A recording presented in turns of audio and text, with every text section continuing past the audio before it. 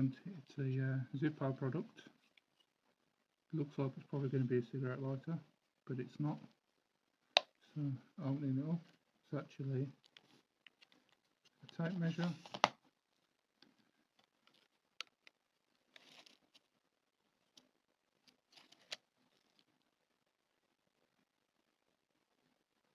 Zippo, Pennsylvania.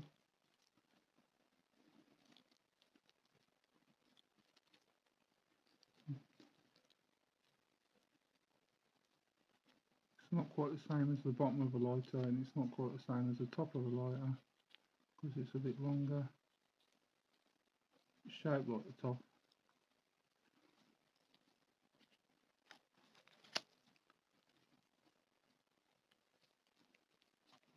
So there we have the Zippo tape measure. Let me know if you've seen one before.